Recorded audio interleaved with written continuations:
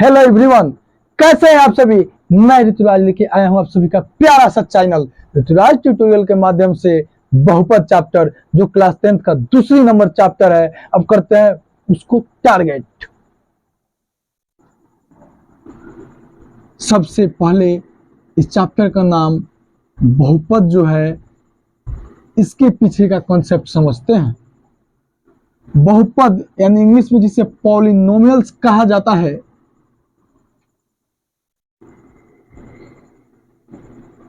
यह दो टर्म से मिलकर बना है। पॉलिनोमियल्स यानी बहुपद। बहुपद में बहु और पद। बहु का मतलब जो होता है बहुत होता है, जिसमें बहुत से पद हो, जिसमें क्या हो, बहुत से पद हो, जिसमें बहुत सा पद हो उसे बहुपद कहते हैं। फिर अब टेंशन की बात आ गई। फिर टेंशन की क्या बात आ गई कि पद क्या होता है। फिर टेंशन की क्या बात आई कि यह पद क्या होता है। तो बाबू जरा पद के ओर देखेंगे। पद जो होता है ना, पद पद पद जिसको इंग्लिश में टर्म कहा जाता है।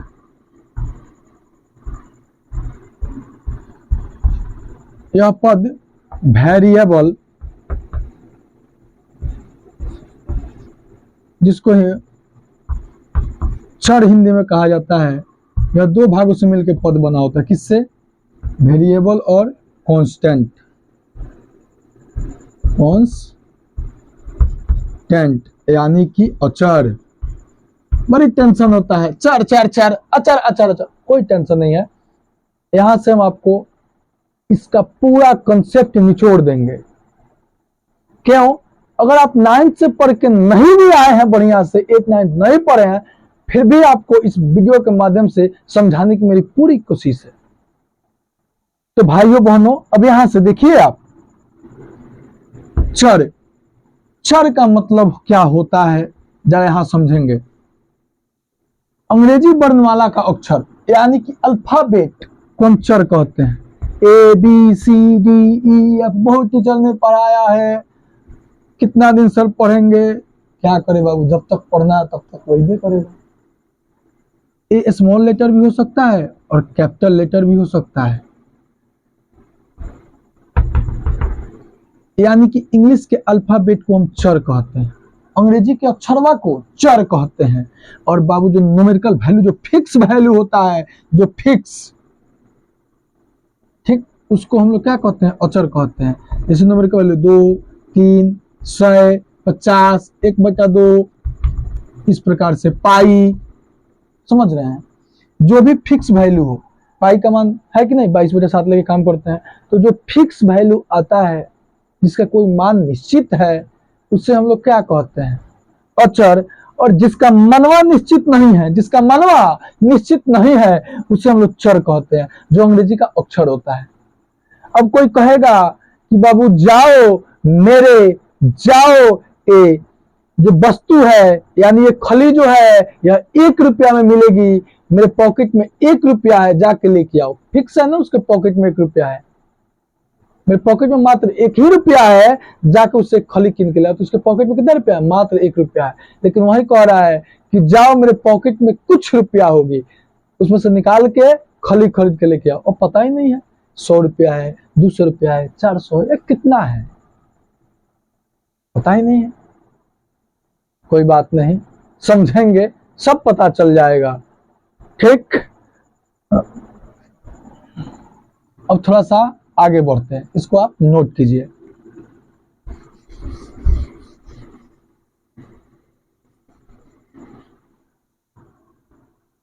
अब हम समझेंगे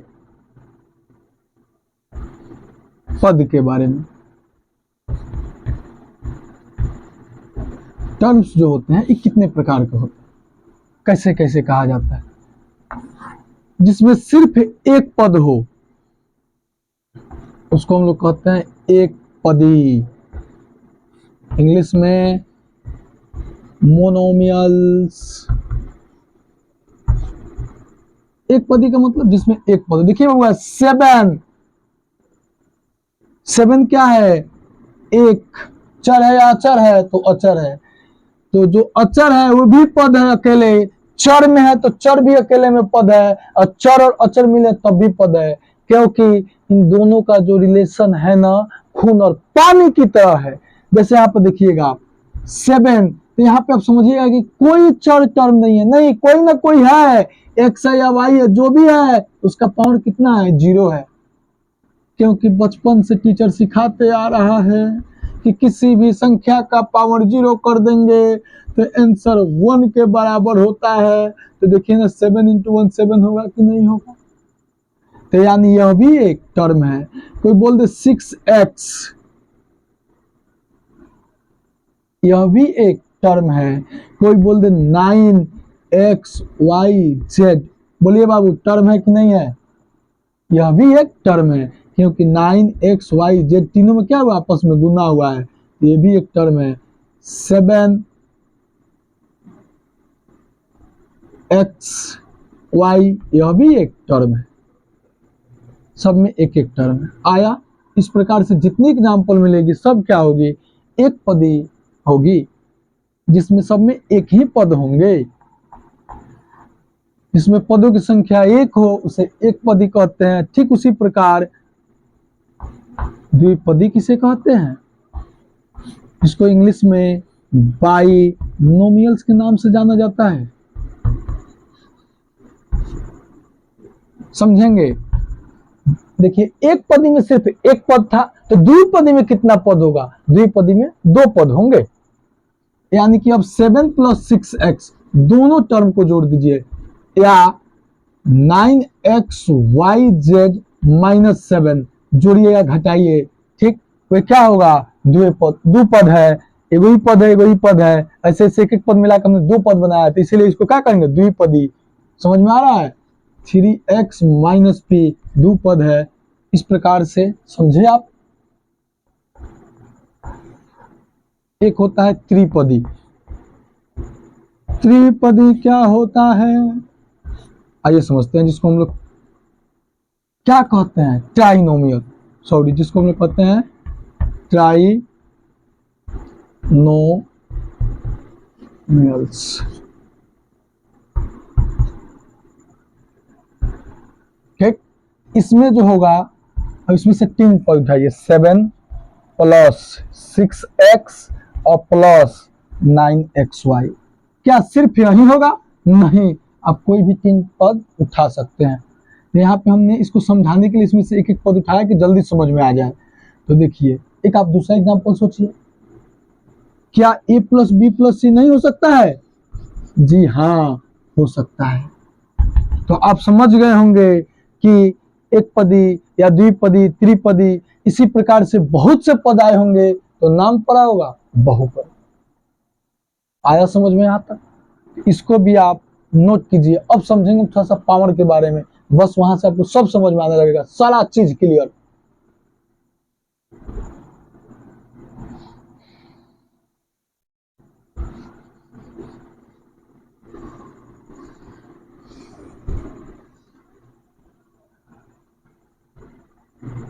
इसको हिंदी में कहते हैं घात, इंग्लिश में डिग्री कहिए या पावर कहिए या एक्सपोनेंट कहिए या रेडिकल कहिए, अपनी अपनी मन है, जो मन करे वे कहिए। पावर तो सबको याद होगा, कहा बड़ी चल रहा है ट्रेंडिंग में कि पावर हुए से शुरू होला, नहीं जी। चलिए सब पावर के बारे में लेकर समझते हैं। पावर जो है, पावर के ऊपर जो है बहुपद की बंटवारा किया गया। ठीक, यानी जब चर का घात, किसका घात, चर का घात कितना हो, 1 हो, तो वैसे बहुपद को रैखिक बहुपद कहते हैं।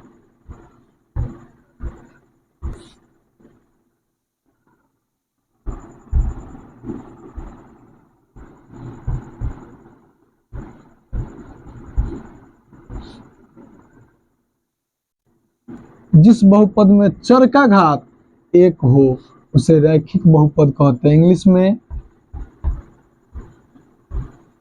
Linear polynomial. जिस बहुपद में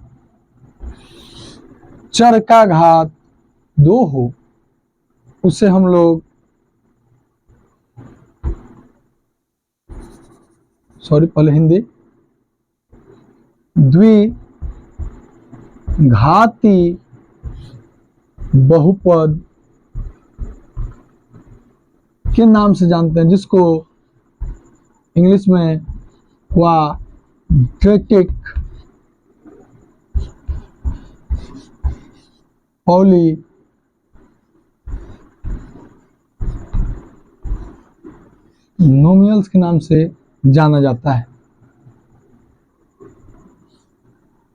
थोड़ा सा लाइट का थोड़ा सा प्रॉब्लम है, थोड़ा सा इसको अब अच्छा समझ में आ रहा है।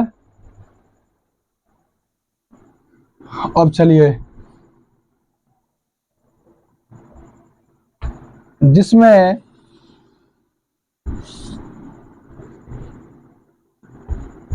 घात की संख्या 3 हो, घात कितना हो 3, उसको हम लोग कहते हैं त्रिघात बहुपद। इंग्लिश में क्यूबिक पॉलिनोमियल्स, क्यूबिक पॉलिनोमियल। यहां तक समझे। घात की संख्या 1 रैखिक बहुपद, घात की संख्या 2 द्विघात बहुपद, घात की संख्या 3 त्रिघात बहुपद। घात की संख्या 1 रैखिक बहुपद, घात की संख्या 2 द्विघात बहुपद, घात की संख्या 3 त्रिघात बहुपद। चलिए, पद की संख्या 1 एक पदी, पद की संख्या 2 द्विपदी, पद की संख्या 3 त्रिपदी, पद की संख्या बहुत तो बहुपदी, 3 से ऊपर भी तो बहुपदी। ऐसे चतुर्पदी भी लोग कहता है, ठीक, वो भी गलत नहीं है, लेकिन हम कहेंगे 3 के ऊपर देखेंगे तो बहुपदी। क्या एक है तो बहुपदी नहीं, वो भी तो बहुपद है। चलिए, इसको जो है आप नोट करेंगे।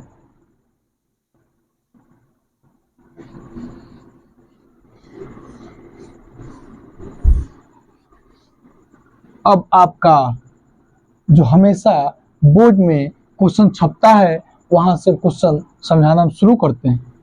बहुपद होने की क्या कंडीशन है, पहले इसको समझेंगे। बहुपद होने की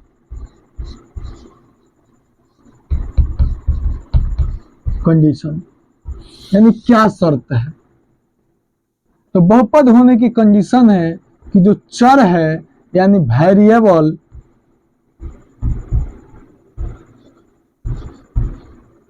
इसका जो पावर होना चाहिए वे हमेशा पूर्ण संख्या होना चाहिए। बहुत दिक्कत लगता है तो क्या करोगे बाबू, सीखोगे सीखोगे सीखोगे, नहीं सीखोगे तो धीकोगे। सॉरी, मजाक के लिए। चलिए आइए, चर का पावर क्या होना चाहिए, पूर्ण संख्या होना चाहिए।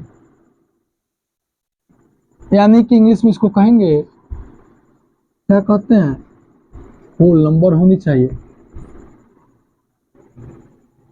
आइए समझते हैं इसको। अब एग्जाम्पल के माध्यम से आपको समझ में आएगा। जैसे कोई कह रहा है 2x + 7 क्या बहुपद है, तो ऐसे भी तो हम पढ़ा दिए हैं कि यह एक पदी बहुपद है। लेकिन यहाँ पे समझिए, यहाँ पे किसी को नहीं देखना है, किसको देखना है, चर को देखना है। चर क्या है, इंग्लिश के अक्षर को चर कहते हैं, यानी एक्स है। और एक्स का पावर क्या है यहाँ पे, 1। क्या यह 1, अगर कुछ नहीं लिखा है तो कितना है जी, 1 पावर में। अगर एक्स है उस पर कुछ नहीं लिखा है तो पावर में कितना है, 1 है। तो क्या 1 जो है पूर्ण संख्या है, तो हाँ है, यानी कि यह जो होगा बहुपद होगा। समझे। अगर वहीं पे है 71, x का पावर 22 + 6, क्या यह बहुपद है, तो हाँ, यहाँ पे जो वेरिएबल है उसका पावर कितना है, 22 है, यह भी बहुपद है। आइए एक और एग्जांपल लेते हैं। क्या 7 सिर्फ 7 बहुपद है? सिर्फ 7 बहुपद है? जी हाँ, ठीक है। क्यों? क्योंकि यहाँ पे x जो है उस x का पावर कितना है, एक छुपा हुआ है, पीछे ही समझाए थे, यानी यह भी एक बहुपद है। एग्जाम में अगर पूछते 7 बहुपद है तो घबराना नहीं है, हाँ 7 भी क्या है, बहुपद है। यहाँ पे कितना है, यहाँ पे x का पावर जो है या y हो, जो भी वेरिएबल है उसका पावर कितना है, 0 है। आए समझ में यहां तक आपको? अब देखिए 7/x और प्लस x क्या बहुपद है? तो नहीं है, क्योंकि ठीक है इस x का पावर तो 1 है, लेकिन हम बचपन में पढ़े हैं कि जब किसी भी नंबर का पावर नीचे से ऊपर की ओर, यानी कि हर से अंश में जब उस संख्या को ले जाया जाता है सीधा करने के बाद, तो उस संख्या का जो पावर होता है निगेटिव हो जाता है। यानी इस x को जब यहाँ पे लाएंगे तो 7 इंटू एक्स का पावर -1 और प्लस x होगा, यानी कि -1 क्या है, यह पूर्ण संख्या नहीं है, यह तो निगेटिव नंबर यानी पूर्णांक संख्या का अंदर आता है, और हमको सिर्फ पूर्ण चाहिए, इसलिए यह बहुपद नहीं है। आया समझ में? अगर इसी प्रकार से लिख दे कि 4√x + 3 क्या बहुपद है, तो एकदम कहेंगे कि नहीं है। क्यों? क्योंकि हम रूट का मान पढ़ के आ रहे हैं। रूट x का मतलब होता है x का पावर 1/2। किसी नंबर के ऊपर अगर रूट लगा हुआ है तो इसका मतलब होता है उसका पावर कितना जाता है, 1/2। और यहाँ पे हमने 1/2 जानते हैं कि यह पूर्ण संख्या नहीं होती, इसलिए यह बहुपद नहीं है। आया समझ में? यानी जब भी आपको संख्या, सीधा सीधी बात देखेंगे, संख्या में वेरिएबल की पावर क्या होगी, पूर्ण संख्या होगी, तो आप बोलेंगे कि बहुपद है, वरना बहुपद नहीं है। ठीक है, समझे इसको? यानी एग्जाम्पल जो है, यानी रूट में आ जाए या बटा के नीचे दिख जाए और पावर पॉजिटिव होगा, निगेटिव कर देगा तब तो बहुपद हो जाएगा। तो बटा के नीचे कर दे, ठीक, अगर इसी को ऐसे रखता ना, पूछता कि यह बहुपद है, चट दे मारते सही सही कि हाँ है। पूछिए कैसे? यह जब ऊपर आता तो x का पावर क्या होता, पॉजिटिव हो जाता। तो हमेशा एग्जाम में जो है ऐसे क्वेश्चन पूछे जाते हैं, तो जरा इसको गौर से, x उसमें वेरिएबल देखना, जो भी वेरिएबल शामिल हो उसका पावर जो होना चाहिए क्या होना चाहिए, पूर्ण संख्या होना चाहिए, यानी रूट में नहीं होनी चाहिए, बटा के नीचे नहीं होनी चाहिए। अब बटा के नीचे है और कहीं माइनस उसके पावर में लगाए तो ऊपर जाएगा तो प्लस हो जाएगा। समझाया अभी? तो इसको आप जो है नोट कीजिए।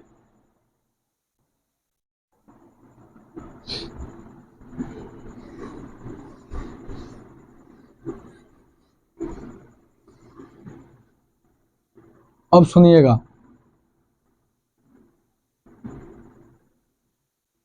बोलेगा कुछ ग्राफ देगा, ग्राफ में बोलेगा आपको कि px जो है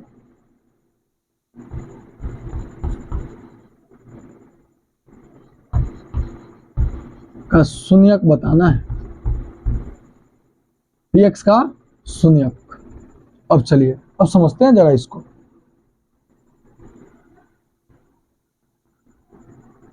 सुनिएगा, जिसका शून्यक पूछता है ना उसको हम ग्राफ पे देखते हैं, और उसमें जो है ये लाइन को x एक्सिस कहते हैं, इसको y axis, x x dash y y dash, ये ओरिजिन है यानी मूल बिंदु, जिसको 0 0 कहते हैं। इंग्लिश में ऐसा देगा, बोलेगा px का यानी शून्य को इंग्लिश में कहते हैं जीरो, इसका जीरोज फाइंड करना है इस ग्राफ में x का। ठीक, तो देखेंगे कि px का कह रहा है यानी x का कह रहा है, तो देखेंगे x का कह रहा है, ठीक, तो x पर कितना बार टच हो रहा है यह लाइन, उतना ही उसका जीरोज होगा। तो यह लाइन देखिए, एक एक दो बार टच कर रहा है, तो लिखेंगे शून्यक बराबर 2। शून्यक बराबर जब 2 तो घात बराबर भी 2। समझे इसको अच्छा से? एक बार और देखिए, एक और ग्राफ समझ रहे होंगे। एक्स एक्सिस बचा ही है, वाई है, ये वाई डैश है, ये एक्स डैश है। एक्स डैश बनकर इधर लगाइए, कोई दिक्कत नहीं है। चलिए देखिए कितना बार टच कट है, 1 2 3 4 बार। कितना यहाँ पे आंसर होगा? 4। समझे इसको? एक और आइए एग्जाम्पल के माध्यम से एक और समझते हैं।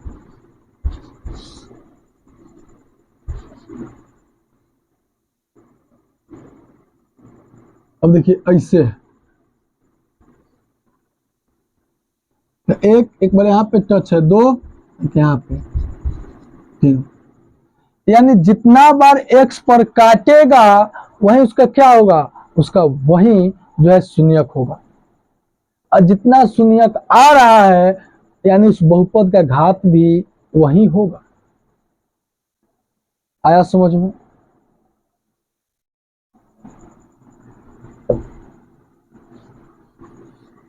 अगर आपको ये अच्छा से समझ में आ गया है तो आपका 2.1 के सभी क्वेश्चन आराम से बन जाएंगे। अब देखिए, अब आपको घात बताने के लिए एग्जाम में आता है। जैसे क्वेश्चन है 2x² प्लस 7 y का पावर 100 प्लस 9z, इसका जो है का घात बताना है आपको। घात यानी कि पावर, एक ठीक डिग्री इसका बताना है। तो देखेंगे जिस वेरिएबल का पावर सबसे ज्यादा होगा वही उसका क्या होता है? घात होता है। यहां तक आप समझे? 9x plus 6y plus 3 p का क्यूब। अब कोई पूछ दे इसका घात बताइए तो क्या बोलेंगे? 3। अगर कोई बोल दे 71x³ प्लस 9l, इसका जो है घात बताइए आप, क्या बोलेंगे? क्या बोलेंगे? 3। यहां तक आप समझे? यानी कि जिस सभी चर को देखेंगे, सभी चर में जिसका पावर ज्यादा होगा वही पहले देखेंगे, पहले बहुपद है कि नहीं, हो गया। उसमें चर देखेंगे, चर का पावर, और चर का पावर जहां ज्यादा है उसी को कहेंगे कि इस बहुपद का घात यही जो सबसे ज्यादा हो। आया समझ में? चलिए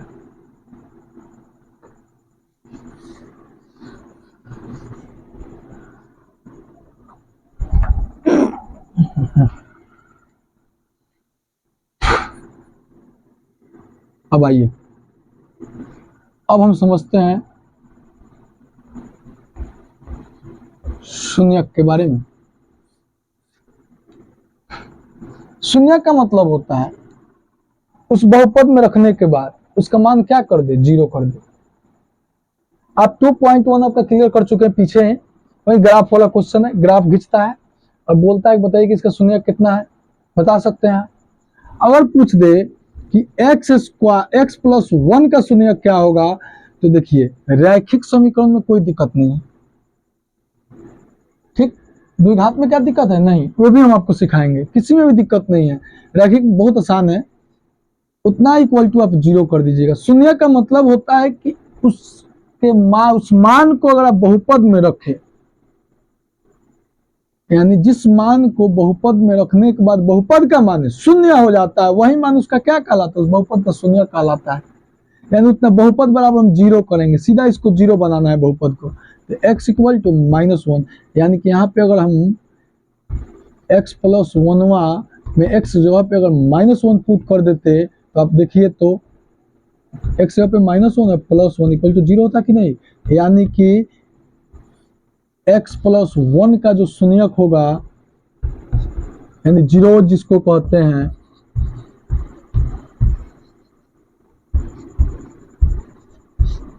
फिर क्या होता, वह -1 होता। अगर इसी प्रकार x + 5 का पूछता तब क्या करते, x + 5 = 0 कर देते, x = -5, यानी कि x + 5 बहुपद x + 5 का 0 यानी शून्यक -5 होता। अगर ठीक उसी प्रकार x -9 कह दे तो उतना इक्वल टू 0 करेंगे, x = +9। आए समझ में, यहां तक आया? तो इसको नोट कीजिए, यह इंट्रोडक्शन के व्यू से हमने इस वीडियो को बनाया था, इसको नोट कीजिए। फिर अगले पार्ट में लेके आएंगे आपको 2.2 का सॉल्यूशन और 1.1 बुक का क्वेश्चन, प्लस आपका जो है फिर इसी प्रकार से एक और इंट्रोडक्शन जो 2.2 में आपको हेल्प करेगा।